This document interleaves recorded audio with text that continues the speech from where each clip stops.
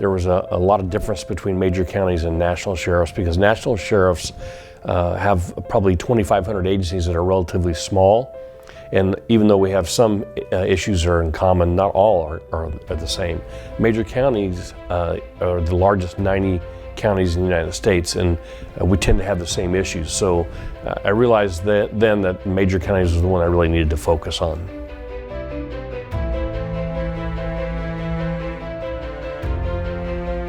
Kern County is a unique county. Unlike most of the counties in the United States, it's extremely geographically large. The county is 8,139 square miles. I have 13 substations throughout the county where deputies work. And for me to drive to my second largest city is a 2-hour drive. So, geographically, we're challenged to provide law enforcement throughout the county. We have high terrain, we have 8,000 plus mountains, we have high desert, we have regular desert, we have city. So we pretty much have it all. And the population of the county is just under 1 million, spread out over those 8,100 square miles with several cities, with Bakersfield being the county seat. Well, I've actually been in the same organization for 42 years.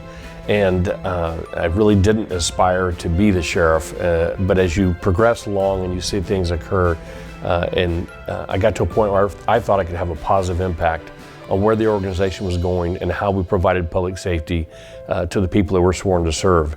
And so at one point, I ran against the incumbent sheriff, who had been in the department for 4 years, and I didn't believe was doing a good job.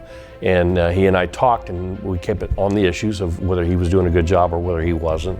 And when I won that election, I've been there I'm starting my 4th term. So, in my 43rd year in this organization. So there was never really a clicking moment that said, oh, I want to be the sheriff. It kind of evolved into it. It's important to be a member of the Major County Sheriff's Association of Major County Sheriffs of America. That's our new name, because we have the ability to impact legislation. We have the ability to influence legislators on public safety issues, and quite frankly, that's why we exist, is for public safety. We find that members of Congress, the President, the Vice President, tend to listen to what we have to say because we're their boots on the ground. And I think that they get that, not all of them, but most of them get that. And we don't get everything that we want or need, but we certainly have the ability to influence, and there's power in numbers. Professionalism, when I came up as a young deputy, having a college degree was really odd. Very few police officers were college educated. In today's world, you must be college educated if you want to excel up to the organization. When I went to work, I had a high school diploma, and I was right out of the military. After I went to work, I got an associate, a bachelor's, and a master's degree because I realized that if I wanted to excel in the organization, that was going to be a necessary element. And now almost every administration and top administration has at least a bachelor's degree, and a lot of them a master's degree. So it's a totally different mindset, and it's a good one. I mean, because we have the ability to use critical thinking much better than we used to. And so the professionalism with generational changes, what's important to me in wearing a uniform is being, correct. Everything, we have a policy for everything correct. To millennials, that's not nearly as important. They have issues like they want to wear a black t-shirt because it's less of a target.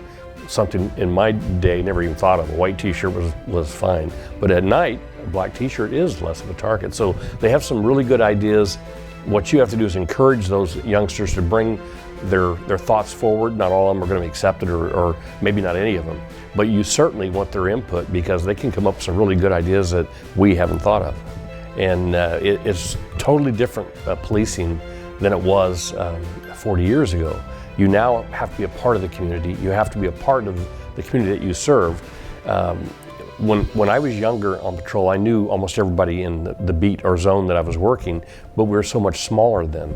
It's impossible today in a large metropolitan area for the deputies to know everyone. But if they key on the religious leaders, the political leaders, the informal leaders in the community, in their particular zone, you can get so much more done because you get that cooperation, that help. And that's really the unique difference in where we are in law enforcement. And we have generational changes that some sheriffs like me struggle with, because sometimes you're talking to a Gen X or a millennial and you can't understand what they're thinking, and quite frankly they don't understand what I'm thinking, which makes it really unique. But you have to take those type of people and find out what they do well, and because if you put them in the right spot, they'll do extremely well for you.